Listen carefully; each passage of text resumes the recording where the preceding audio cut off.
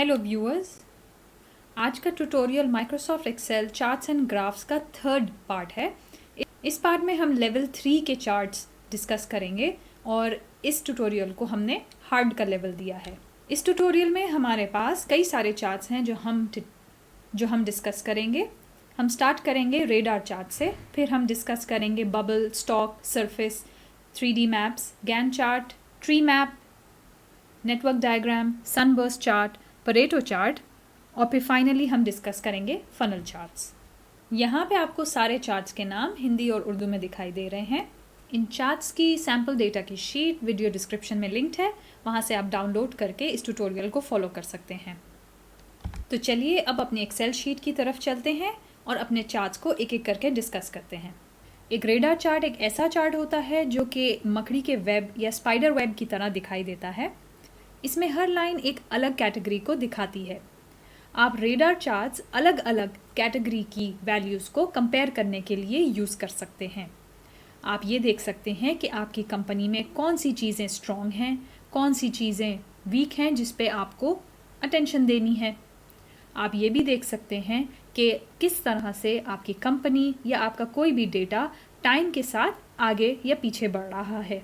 जैसे कि इस एग्जाम्पल में अलग अलग चीज़ें हमें कंपेयर करनी है, वो देखने के लिए हमें एक ग्राफ चाहिए, उसके लिए हम रेडार चार्ट यूज़ करते हैं। चलिए देखते हैं हम अपने डेटा से एक रेडार चार्ट कैसे बनाते हैं। सबसे पहले अपने डेटा को सिलेक्ट करके इंसर्ट टैब पे क्लिक करें, फिर यहाँ रेकमेंडेड चार्ट्स पे क्लिक करें। जब विंडो खुल जाए तो ऑल चार्ट्स के टैब पे जाके यहाँ नीचे कॉम्बो चार्ट को सिलेक्ट करें। फिर यहाँ सारे ड्रॉप डाउन मेन्यू में चार्ट टाइप रेडार चार्ट को सिलेक्ट करें।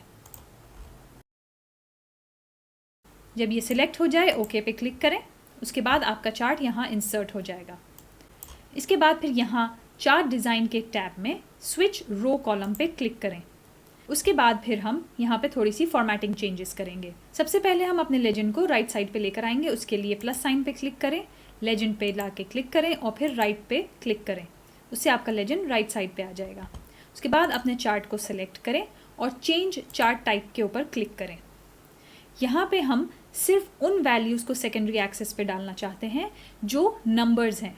जो वैल्यूज़ परसेंटेजेस हैं वो प्राइमरी एक्सेस पे रह सकती हैं। तो हमारे डेटा में जो नंबर वैल्यूज़ हैं वो है कस्टमर सेटिस्फैक्शन और प्रोडक्ट क्वालिटी। इसलिए यहाँ पे कस्टमर सेटिस्फैक्शन को अनचेक कर दें और प्रोडक्ट क्वालिटी ऑलरेडी अनचेक्ड है। उसके बाद आप ओके पे क्लिक करें। जैसे ही आप ओके पे क्लिक करेंगे आपको यहाँ दिखाई देगा कि आपका सारा डेटा जो है वो क्लियरली नज़र आ रहा है। अब हम अपने चार्ट में चार्ट टाइटल ऐड करेंगे। उसके लिए हमने चार्ट टाइटल पे क्लिक किया, यहाँ इज इक्वल टू डाल के वो सेल सेलेक्ट किया जो कि वैल्यू हम यहाँ पे टाइटल में देखना चाहते हैं। एंटर प्रेस करते ही आपका ये टाइटल अपडेट हो जाएगा। ये हमारा रेडार चार्ट तैयार हो गया है। हमारा ये सारा डेटा आपको एक ही चार्ट में दिखाई दे रहा है। रेडार चार्ट डेटा को एक सर्कल के फैशन में दिखाता है। एग्जाम्पल के लिए हम कस्टमर सेटिस्फैक्शन की वैल्यूज़ को देखते हैं। कस्टमर सेटिस्फैक्शन स्टार्ट होता है 85 से। यहाँ पे Q1 में 85 वैल्यू इस लेवल पे दिखाई दे रही है। उसके बाद Q2 में वो 88 हो जाती है, इसीलिए इस एक्सिस पे ये नंबर थोड़ा ज़्यादा आगे है। फिर Q3 में वो 90 हो जाती है, इसलिए ये लेंथ इससे भी ज़्यादा है। और फिर Q4 में ये वैल्यू 92 हो जाती है, इसलिए ये लेंथ इससे भी ज़्यादा है। इसी तरह से बाकी सारी वैल्यूज़ इस चार्ट में दिखाई गई हैं। तो ये था रेडार चार्ट। चलिए अब चलते हैं हम अपने सेकंड चार्ट की तरफ, जो है बबल चार्ट। एक बबल चार्ट डेटा के 3 वैल्यूज़ को एक साथ दिखाता है। ये एक स्कैटर प्लॉट की तरह होता है, लेकिन डॉट्स की जगह यहाँ पे बबल्स होते हैं। हर बबल की पोजीशन जो है वो चार्ट पे 2 वैल्यूज़ दिखाती है। हमारे एग्जाम्पल में बबल की वैल्यू सेल्स और प्रॉफिट मार्जिन दिखा रही है और बबल का साइज़ मार्केट शेयर का परसेंटेज है। अगर आपके पास ऐसा डेटा है जिसमें 3 वैल्यूज़ होती हैं तो आप बबल चार्ट यूज़ कर सकते हैं उसे विजुअलाइज करने के लिए, अपना डेटा, उसके पैटर्न्स और ट्रेंड देखने के लिए। चलिए देखते हैं कि ये बबल चार्ट हमने कैसे बनाया है। बबल चार्ट बनाने के लिए सबसे पहले हमने अपने डेटा को सिलेक्ट किया। उसके बाद फिर से इंसर्ट पे जाके रेकमेंडेड चार्ट्स पे क्लिक किया।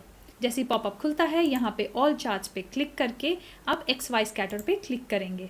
यहाँ पे आपके पास बबल चार्ट के 2 ऑप्शंस हैं, एक 2D और एक 3D।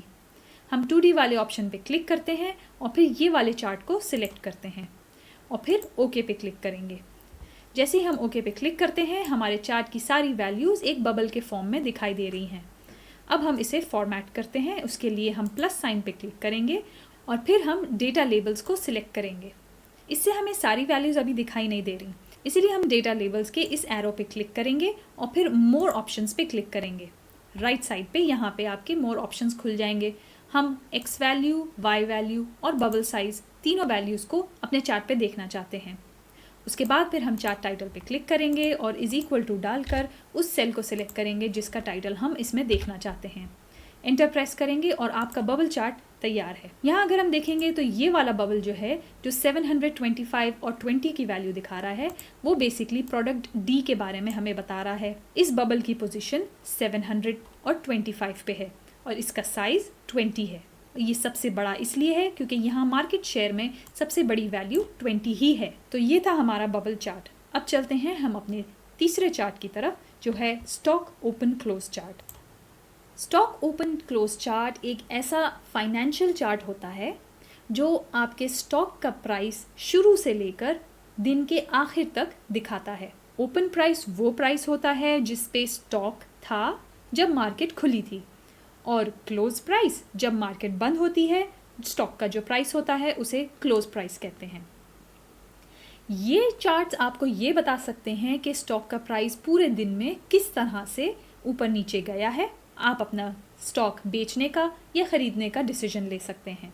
चलिए देखते हैं कि इस डेटा के साथ हमने ये चार्ट किस तरह से बनाया है। स्टॉक ओपन क्लोज चार्ट बनाने के लिए सबसे पहले आप अपने डेटा को सिलेक्ट करें। उसके बाद फिर से हम इंसर्ट पे जाके रेकमेंडेड चार्ट्स पे क्लिक करेंगे। यहाँ पे ऑल चार्ट्स पे जाके यहाँ स्टॉक पे क्लिक करें। इधर हमारे पास 4 ऑप्शंस होते हैं। हमारे एग्जाम्पल में हम ये लास्ट वाला ऑप्शन सिलेक्ट करेंगे जो हमें स्टॉक्स वॉल्यूम दिखाएगा और साथ में हमें स्टॉक का ओपन, हाई, लो और क्लोज प्राइस भी बताएगा। ओपन प्राइस वो होता है जिससे मार्केट जब खुली थी उसका स्टॉक का वो प्राइस था। उसके बाद स्टॉक का सबसे हाईएस्ट प्राइस दिन में कौन सा था, सबसे लोएस्ट प्राइस कितना था, और फिर फाइनली उसका क्लोजिंग प्राइस क्या था। तो ये चार्ट आपको ये डेटा देखने में मदद करता है। आप ये चार्ट सेलेक्ट करें और फिर ओके पे क्लिक करें। थोड़ी देर में आपका चार्ट यहाँ पे हमें दिखाई देगा। इधर अगर हम एक एग्जाम्पल को देखें, सबसे पहले मैं इसको थोड़ा सा बड़ा कर देती हूँ। एक एग्जाम्पल लेते हैं। सबसे पहली वैल्यू यहाँ 1 जनवरी 2023 की। हमारा स्टॉक 500,000 की ट्रेडिंग हुई उस दिन, तो इसलिए यहाँ पे वो 500,000 पे इसकी लेंथ आ रही है। जो बाकी वैल्यूज़ प्राइस की हैं वो इस एक्सिस पे दिखाई देती हैं। जैसे कि उसका ओपन प्राइस 120.5 था, इसलिए यहाँ जो बार है ये 120.5 से स्टार्ट होता है। उसके बाद उसकी हाईएस्ट वैल्यू 125 थी, तो ये जो पूरा बार है यहाँ पर 125 तक जाता है। उसके बाद लोएस्ट वैल्यू इसकी 118.2 थी। वो वैल्यू आपको यहाँ इस लाइन से दिखाई देगी। ये लाइन आपको 118.2 पे रुकती है और फाइनली यहाँ पे 124 पे वो क्लोज होती है, इसलिए यहाँ पे हमें दिखाई दे रहा है कि ये 124 वैल्यू पे ये लाइन ऊपर वाली रुकती है। ये चार्ट आपको स्टॉक प्राइसेस के ऊपर या नीचे जाने की रेंजेस और एक स्टॉक की कितनी ट्रेडिंग हुई है वो देखने में मदद करता है। तो ये था हमारा stock open high low close chart. अब चलते हैं हम अपने 4th चार्ट की तरफ जिसका नाम है सरफेस चार्ट। चलिए अब चलते हैं हम सरफेस चार्ट की तरफ जो हमारा 4th चार्ट है इस सीरीज़ में, और ये देखते हैं कि हम इसे कैसे बनाते हैं। सरफेस चार्ट एक 3D चार्ट होता है जो डेटा के डिफरेंट वैल्यूज़ को दिखाता है। इसमें डेटा की वैल्यूज़ x, y और z एक्सिस पर दिखाई जाती हैं और ये एक 3D सरफेस बनाता है। ये चार्ट इस्तेमाल होता है जब आपको दिखाना हो कि कैसे 2 फैक्टर्स जैसे x और y और हमारे एग्जाम्पल में टेम्परेचर और ह्यूमिडिटी किस तरह से 3rd फैक्टर को अफेक्ट करती हैं। हमारे एग्जाम्पल में टेम्परेचर और ह्यूमिडिटी किस तरह से एक प्लांट की ग्रोथ को अफेक्ट करती हैं वो दिखाया जा रहा है। चलिए देखते हैं कि हमने ये चार्ट कैसे बनाया है और इसका मतलब क्या है।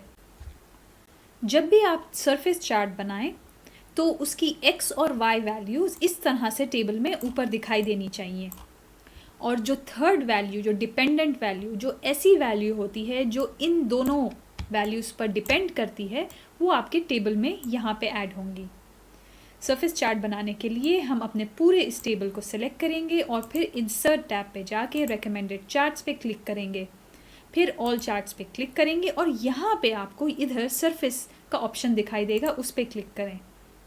इधर हम सबसे पहले फर्स्ट ऑप्शन सेलेक्ट करेंगे क्योंकि हम 3D सरफेस देखना चाहते हैं। ये जो बाकी दो ऑप्शंस हैं ये आपको चार्ट ऊपर टॉप व्यू से दिखाई देंगे और ये वाला सिर्फ एक वायर मतलब खाली चार्ट दिखाई देगा। ये और 3D सरफेस चार्ट एक जैसे ही होते हैं, बस इसमें कलर नहीं होता, जैसे कि यहाँ पे वायर्स की तरह दिखाई दे रहा है। हम फर्स्ट वाला ऑप्शन सेलेक्ट करेंगे और फिर ओके पे क्लिक करेंगे। यहाँ पे आपका चार्ट जब ऐड हो गया है, अब हम देखते हैं कि इसका मतलब क्या है। यहाँ पे हमारा जो ऊपर का ये टेम्परेचर वैल्यूज़ हैं वो इस एक्सिस पे हमें दिखाई दे रही हैं 10 से लेकर 40 तक। ये जो वैल्यूज़ हैं जो ह्यूमिडिटी को दिखाती हैं वो यहाँ पे हमारे वाई एक्सिस पर दिखाई दे रही हैं जो है 30 से लेकर 70 तक। और ये ऊपर के एक्सिस पे हमें दिखाई दे रहा है ये सारी वैल्यूज़, जैसे कि अगर टेम्परेचर 10 डिग्रीज़ है और ह्यूमिडिटी 30 पर है तो हमारे प्लांट की ग्रोथ 1.5 सेंटीमीटर्स होगी। यहाँ पे दिखाई दे रहा है अगर हमारा टेम्परेचर 10 डिग्रीज़ है और हमारी ह्यूमिडिटी 30 पर है इस तरह से, तो हमारी यहाँ पे ग्रोथ 1.5 सेंटीमीटर्स है। यहाँ नीचे लेजेंड की वैल्यूज़ आपको इन वैल्यूज़ की रेंजेस दिखा रही हैं, जैसे कि 6 to 8 सेंटीमीटर्स की रेंज यहाँ आपको ऊपर दिखाई देगी। यहाँ बीच में ग्रीन में 4 to 6 सेंटीमीटर्स की सारी वैल्यूज़ आ गई हैं और इसी तरह से 2 to 4 सेंटीमीटर्स यहाँ ऑरेंज में और 0 to 2 सेंटीमीटर्स यहाँ ब्लू में दिखाई दे रही हैं। अगर आपका टेम्परेचर 40 डिग्रीज़ है और ह्यूमिडिटी 70 पे है तो आपकी प्लांट की ग्रोथ 8 सेंटीमीटर्स होगी। इसी तरह से हम यहाँ चार्ट पे इसे देखेंगे किस तरह से ये दिखाई जा रहा है। ये टेम्परेचर का एक्सिस है, यहाँ पे 40 डिग्रीज़ है, उसके बाद यहाँ 70 पे ह्यूमिडिटी है, तो इसीलिए यहाँ पे ये वैल्यू 8 पे आ रही है। अगर आप इसी चार्ट का टॉप व्यू देखना चाहते हैं तो आप अपने चार्ट को सिलेक्ट करके चार्ट डिज़ाइन पे जाके चेंज चार्ट टाइप पे क्लिक करें। यहाँ पे आप इधर कॉन्टूर चार्ट पे क्लिक करें तो आपको अपनी वैल्यूज़ का ये ऊपर से व्यू दिखाई देगा। इस पर अगर हम ओके के लिए क्लिक करेंगे तो सारी वैल्यूज़ इसी तरह से हमें लेजेंड में ग्रुप करके दिखाई दे रही हैं। सरफेस चार्ट आप सिर्फ तब यूज़ करेंगे जब दो वैल्यूज़ आपकी किसी तीसरी वैल्यू को अफेक्ट करती हैं।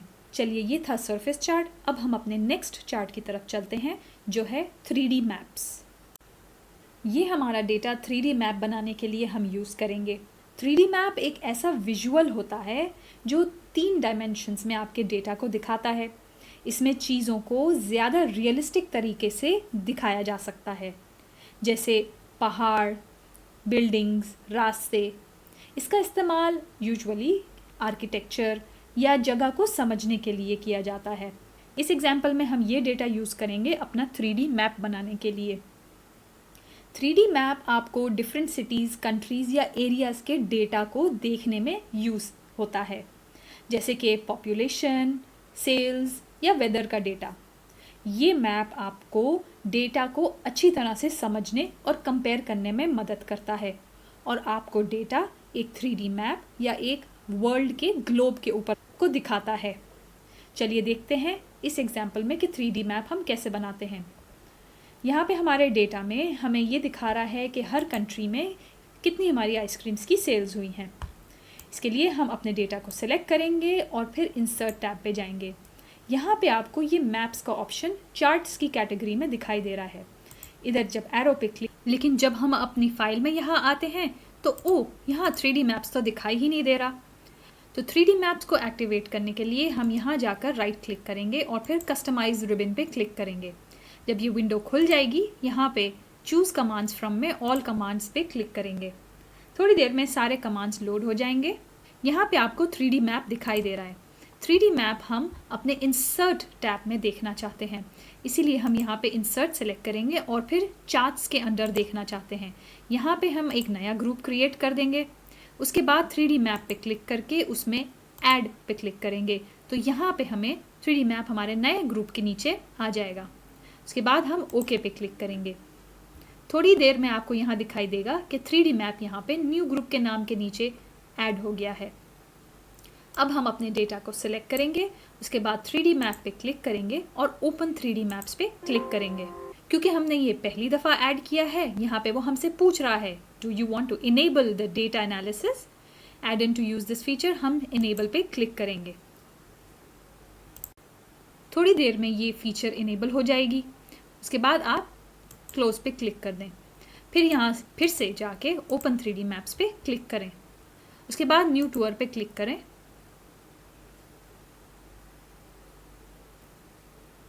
तो यहाँ पे आपकी ये एक नई विंडो ओपन हो जाएगी। यहाँ राइट पे हमें हमारी फील्ड की वैल्यूज़ दिखाई दे रही हैं, कंट्री और आइसक्रीम सोल्ड। और साथ में हमें ये भी बता रहा है कि drag fields to the layer pane, मतलब हम कौन सी वैल्यू को देखना चाहते हैं नंबर्स में। उसने ऑलरेडी ये डिटेक्ट कर लिया है कि हर कंट्री के अंदर कोई ना कोई डेटा है।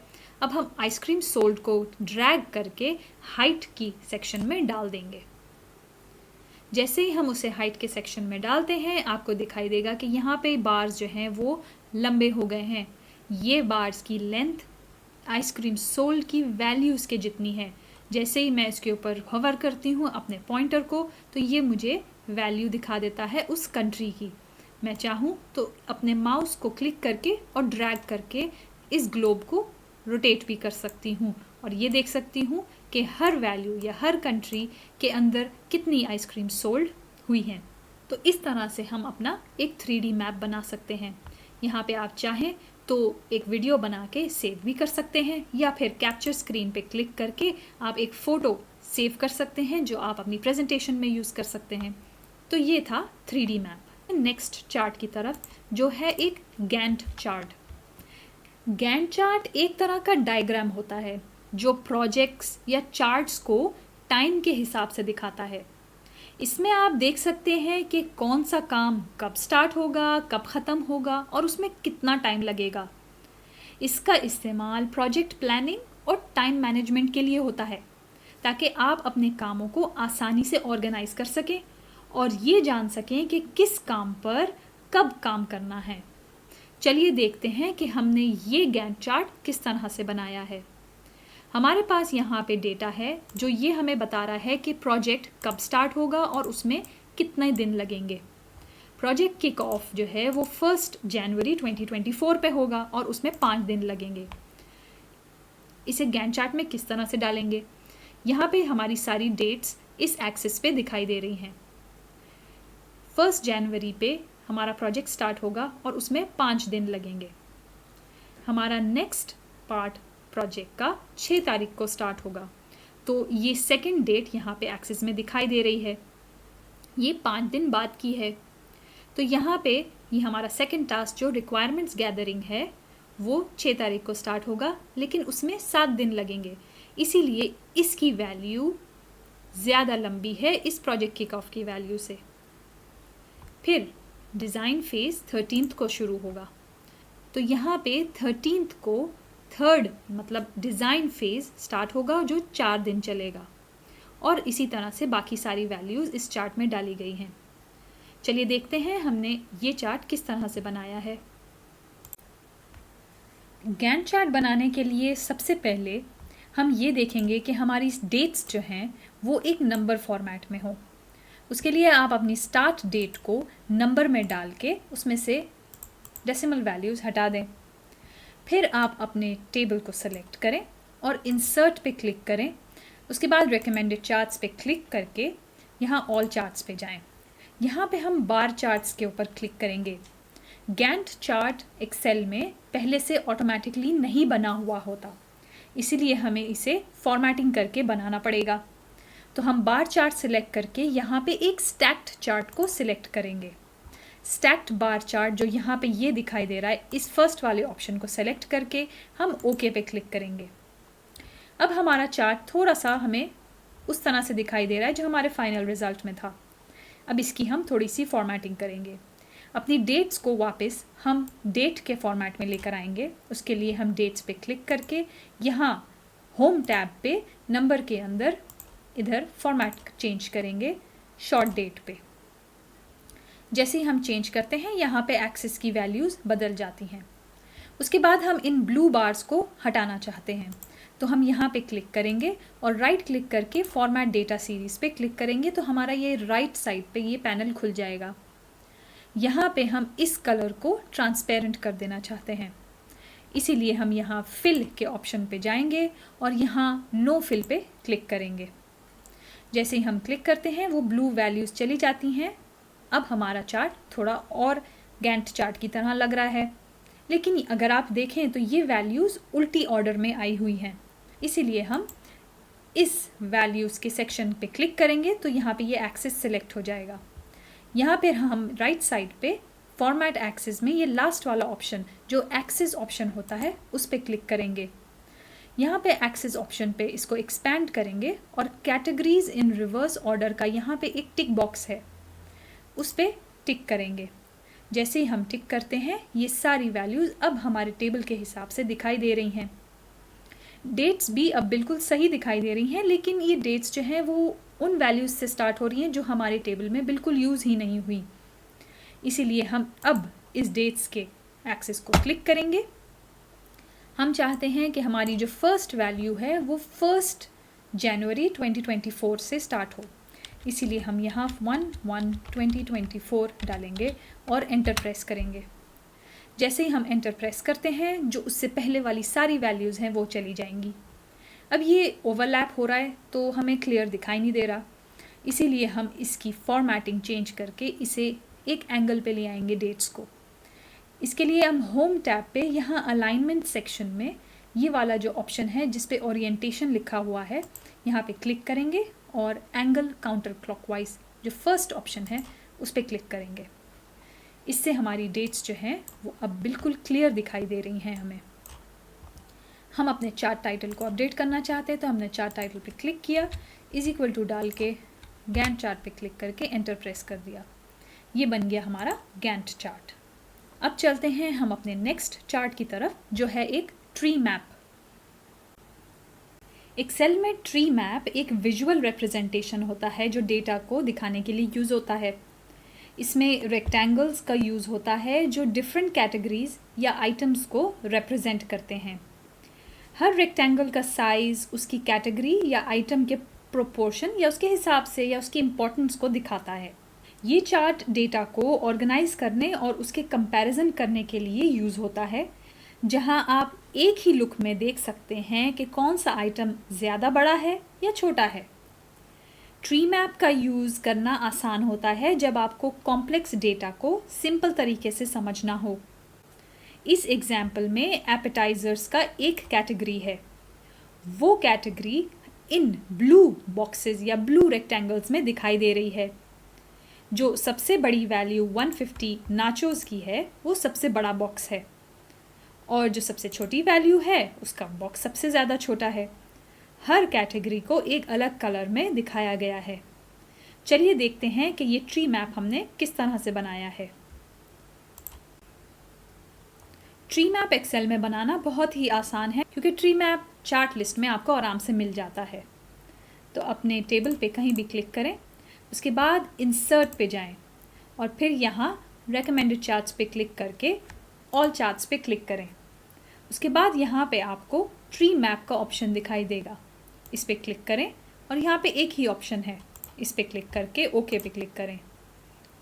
थोड़ी देर में आपका चार्ट पूरी वैल्यूज़ के साथ खुद ब खुद कैटेगरीज को देखकर आपको आपका ट्री मैप दिखा देगा। यहाँ पे अपने चार्ट टाइटल को अपडेट कर दें और कुछ ही क्लिक्स में आपका ट्री मैप तैयार है। अब चलते हैं अपने नेक्स्ट चार्ट की तरफ जो है एक network diagram. Network diagram Excel में एक तरह का विजुअल चार्ट होता है। इसमें यहाँ पे आपको दिखाई दे रहा होगा, इसे नोड कहते हैं, और यहाँ पे जो एरोज यूज़ हो रही हैं इन्हें लिंक्स कहा जाता है। ये किसी भी सिस्टम या प्रोसेस के कनेक्शंस को दिखाते हैं। इसका यूज़ आप प्रोजेक्ट को प्लान करने में कर सकते हैं, टास्क्स को ऑर्गेनाइज करने में कर सकते हैं, या किसी भी कॉम्प्लेक्स सिस्टम को उसका पूरा ओवरव्यू, वो किस तरह से चल रहा है, किस तरह से उसमें टास्क असाइन हुए हैं, डेट्स वगैरह सब दिखाने के लिए इस नेटवर्क डायग्राम को यूज़ कर सकते हैं। हमारे एग्जाम्पल में हम देखना चाहते हैं कि हर टास्क कितने दिनों में ख़त्म होगा और वो कौन से दूसरे टास्क पर डिपेंड करता है। इसे दिखाने के लिए हमने सबसे पहले हर टास्क का एक नोड बनाया है। मैं अभी आपको दिखाऊंगी कि ये नोड किस तरह से बनाया गया है। उसके साथ साथ हर नोड में उसकी स्टार्ट डेट और कितने दिन उसको लगेंगे ख़त्म होने में वो भी डाला गया है। अब नीचे आपको यहाँ पे दिखाई देगा कि हमने हर टास्क को उसकी डिपेंडेंट टास्क के साथ लिंक किया है। जैसे कि टास्क ए ख़त्म होने पर ही हम टास्क बी और टास्क सी ख़त्म कर सकते हैं। ये इन्फॉर्मेशन हमें इस डेटा से पता चली है। टास्क ए यहाँ पे है और टास्क बी और सी टास्क ए पर डिपेंड करता है। जब तक टास्क ए ख़त्म नहीं होगी, टास्क बी और सी भी ख़त्म नहीं हो सकती, वो स्टार्ट ही नहीं हो सकती। चलिए देखते हैं कि हमने ये पूरे नोड्स और ये स्ट्रक्चर किस तरह से बनाया है। नेटवर्क डायग्राम बनाने के लिए सबसे पहले हमें अपना नोड बनाना पड़ेगा। सबसे पहले हम अपना पहला नोड बनाएंगे। उसके लिए हम ये वाले 9 सेल्स यूज़ करेंगे। उसके लिए यहाँ पे हम सबसे पहले स्टार्ट डेट लिखेंगे और इन 2 सेल्स को, इसके बराबर वाले 2 सेल्स को मर्ज एंड सेंटर करके इज़ इक्वल टू लिखकर यहाँ पे स्टार्ट डेट को सेलेक्ट करेंगे। नेक्स्ट पूरे रोज़ के तीनों सेल्स को सेलेक्ट करके मर्ज एंड सेंटर करके यहाँ पे हम टास्क ए लिखेंगे और फाइनल जो हमारा थर्ड जो हमारा रो है उसके अंदर हम लोग यहाँ ड्यूरेशन लिखेंगे और बाकी 2 सेल्स को मर्ज एंड सेंटर करके इज इक्वल टू डाल के ड्यूरेशन पे क्लिक करेंगे। ये हमारा पहला नोट तैयार है। अब हम इसे फॉर्मेट करेंगे। इसके लिए हम यहाँ फॉन्ट के सेक्शन में बॉर्डर्स पे क्लिक करेंगे और ऑल बॉर्डर्स पे क्लिक करेंगे। इसके बाद इस टास्क की वैल्यू को बोल्ड करके आप थोड़ा सा बड़ा कर दें। ये आपका पहला नोट तैयार है। इसी तरह से आप कॉपी पेस्ट करके बाकी सारे नोट्स भी तैयार कर सकते हैं। यहाँ पे हम बी लिखेंगे और फिर यहाँ पे हमारी सेल की वैल्यू हमारी टास्क बी की स्टार्ट डेट होगी और यहाँ पे हमारे टास्क बी के ड्यूरेशन होगा। इसी तरह से बाकी सारे सेल्स हम अपडेट करके हमारे सारे नोड्स बना लेंगे।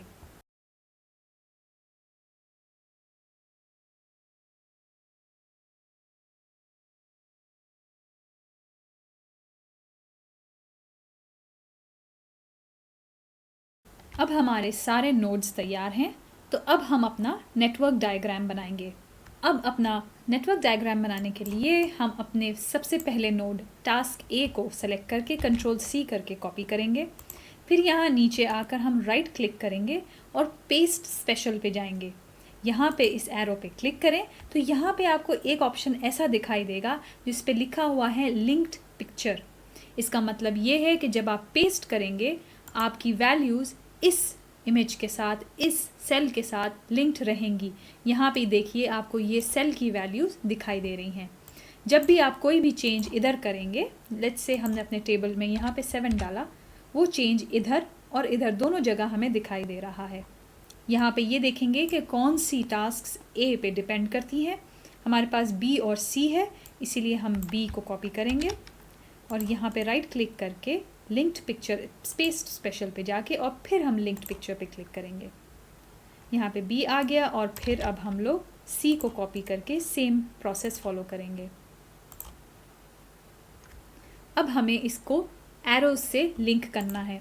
अब इसे लिंक करने के लिए हम अपने फर्स्ट टास्क को सेलेक्ट करेंगे और फिर यहाँ इंसर्ट टैब पे जाके शेप्स पे क्लिक करेंगे।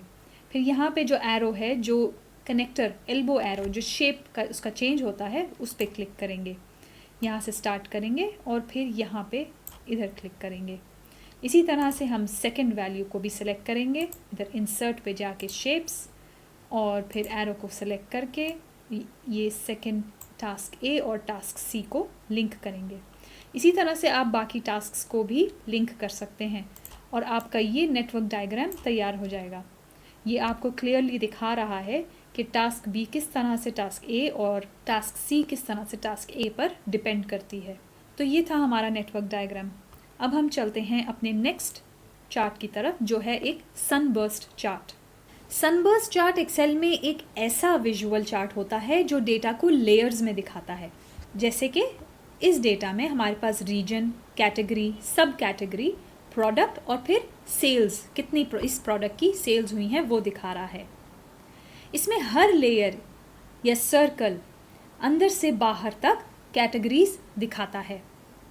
अगर आप अपने डेटा का सनबर्स्ट चार्ट बनाना चाहते हैं तो पहला लेयर यहाँ पे हमें ये रीजन दिखा रहा है, जैसे कि नॉर्थ या साउथ। दूसरा लेयर यहाँ पे कैटेगरी, जैसे कि इलेक्ट्रॉनिक्स या अपैरल। हर रीजन के लिए ये हमें एक लेयर देता है। तीसरा लेयर सब कैटेगरी, जैसे कि स्मार्टफोन्स और लैपटॉप्स के लिए यूज़ हो रहा है। और फिर फाइनल जो लेयर है बाहर का, वो प्रोडक्ट्स, जैसे कि आईफोन या सैमसंग गैलेक्सी या डेल XPS, ये सारे प्रोडक्ट्स को दिखाया जा रहा है। ये चार्ट इसलिए यूज़फुल है क्योंकि ये डेटा को एक साथ देखने में मदद करता है और समझने में आसान करता है। ये दिखाता है कि ये कौन सा प्रोडक्ट किस कैटेगरी और रीजन में कितना सेल हो रहा है। चलिए देखते हैं कि सनबर्स्ट चार्ट किस तरह से बनाते हैं। सनबर्स्ट चार्ट बनाना बहुत ही आसान है क्योंकि ये एक्सेल में ऑलरेडी अवेलेबल है। इसे बनाने के लिए हम अपना ये चार्ट पहले डिलीट कर देते हैं। सबसे पहले अपने टेबल पे क्लिक करेंगे, फिर इंसर्ट पे जाके यहाँ रेकमेंडेड चार्ट्स पे क्लिक करेंगे। जब विंडो ओपन हो जाए तो आप ऑल चार्ट्स के टैब पे क्लिक करेंगे। यहाँ पे लेफ्ट हैंड साइड पे आपको सनबर्स्ट पे क्लिक करना है और यहाँ पे आपके पास एक ही ऑप्शन है। इस पे क्लिक करें और ओके पे क्लिक करें। थोड़ी ही देर में आपका चार्ट आपकी एक्सेल शीट पे ऐड हो जाएगा। इसे आप जैसे चाहें फॉर्मेट कर सकते हैं। अपने चार्ट टाइटल को अपडेट कीजिए और हो गया। और ये आपका सनबर्स्ट चार्ट तैयार है। अब हम लोग चलते हैं अपने अगले चार्ट की तरफ, जो है Pareto chart. Pareto chart use करके आप ये समझ सकते हैं कि किन प्रॉब्लम्स को पहले सॉल्व करना ज़रूरी है क्योंकि वो ज़्यादा बार अकर हो रही हैं। उसे बनाने के लिए आप अपने डेटा को सिलेक्ट करें और सबसे पहले डेटा को डिसेंडिंग ऑर्डर में सॉर्ट करें। तो यहाँ पे हम इधर एरो पे क्लिक करके लार्जेस्ट टू स्मॉलेस्ट पे क्लिक करेंगे। उसके बाद हम इंसर्ट टैब पे जाके रेकमेंडेड चार्ट्स पे क्लिक करेंगे और फिर ऑल चार्ट्स पे जाएंगे। यहाँ पे हम हिस्टोग्राम पे क्लिक करेंगे और उसके बाद यहाँ इधर दो ऑप्शंस हैं हमारे पास, एक है हिस्टोग्राम और दूसरा है परेटो। उस पर क्लिक करेंगे। उस पर क्लिक करने के बाद ओके पे क्लिक करें तो आपका चार्ट इधर ऐड हो जाएगा। अब समझते हैं कि ये चार्ट करता क्या है। एक्सेल में ये एक स्पेशल बार चार्ट होता है जो आपको ये दिखाता है कि कौन से डिफेक्ट्स या प्रॉब्लम्स सबसे ज़्यादा ज़रूरी हैं। आपने जो डेटा यहाँ पे देखा है उसके कॉन्टेक्स्ट में अगर हम देखें, ये चार्ट यूज़ करके आप ये समझ सकते हैं कि किन प्रॉब्लम्स को ज़्यादा फोकस करना है, किन प्रॉब्लम्स को पहले सॉल्व करना है। परेटो चार्ट जो है वो एक क्वालिटी कंट्रोल जैसे जॉब पे यूज़ होता है। ये इधर सबसे बड़े जो प्रॉब्लम्स हैं वो हमारे डेटा सेट में जो दिखाई दे रहे हैं वो इस चार्ट में क्लियरली नज़र आते हैं। तो ये रहा हमारा परेटो चार्ट। अब हम लोग अपने फाइनल चार्ट की तरफ चलते हैं जो है funnel chart. Funnel chart Excel में एक तरह का विजुअल ग्राफ होता है जो डेटा को अलग अलग स्टेजेस में दिखाता है। जैसे कि यहाँ पे हमारे पास कॉन्ट्रैक्ट के डिफरेंट स्टेजेस का डेटा है। फनल चार्ट आपको ये दिखाता है कि हर स्टेज पर कितने लीड्स निकल रहे हैं या कितने लीड्स एंड तक पहुँचते हैं। सिंपल टर्म्स में अगर हम बात करें तो ये आपको दिखाता है कि हर स्टेप पर कितना लॉस हो रहा है और कितनी लीड्स फाइनल रिजल्ट तक पहुंच रही हैं। इसे बनाने के लिए सबसे पहले हम इस डेटा को डिसेंडिंग ऑर्डर में सॉर्ट करेंगे। तो यहाँ अपने डेटा को टेबल बनाने के बाद हम इस एरो पे क्लिक करके लार्जेस्ट टू स्मॉलेस्ट पे क्लिक करेंगे तो हमारा डेटा सॉर्ट हो जाएगा। उसके बाद एज़ यूजुअल अपने डेटा पे कहीं भी क्लिक करें, इंसर्ट, रेकमेंडेड चार्ट्स पे जाएं और फिर ऑल चार्ट्स पे क्लिक करें। यहाँ पे बिल्कुल लास्ट में या आपको सेकंड लास्ट में ऑप्शन मिलेगा फनल, उस पर क्लिक करें। इधर एक ही ऑप्शन है और फिर ओके पे क्लिक करें। जब आपका चार्ट आपकी एक्सेल शीट पे आ जाएगा तो आपको दिखाई देगा कि इसे सॉर्ट करने का फ़ायदा क्यों है। ये आपको बड़े से लेकर छोटे तक की सारी वैल्यूज़ एक फ़नल के शेप में दिखा रहा है। ये हमें ये दिखा रहा है कि सबसे ज़्यादा लीड्स कौन से स्टेज पर एंड हुई हैं। तो ये था हमारे ट्यूटोरियल का last type of chart. In charts को यूज़ करके आप बहुत सारे डेटा को अलग अलग तरीक़ों से एक विजुअल रिप्रेजेंटेशन दे सकते हैं। ये हमारे चार्ट्स एंड ग्राफ्स सीरीज़ का फाइनल वीडियो था। अगर आपके पास कोई क्वेश्चंस हैं इन चार्ट्स के बारे में तो नीचे कमेंट्स में ज़रूर बताएं। ऐसे कई सारे वीडियोस हमारे YouTube चैनल पे अपलोडेड हैं। चैनल पे जाइए, सब्सक्राइब कीजिए और सीखिए।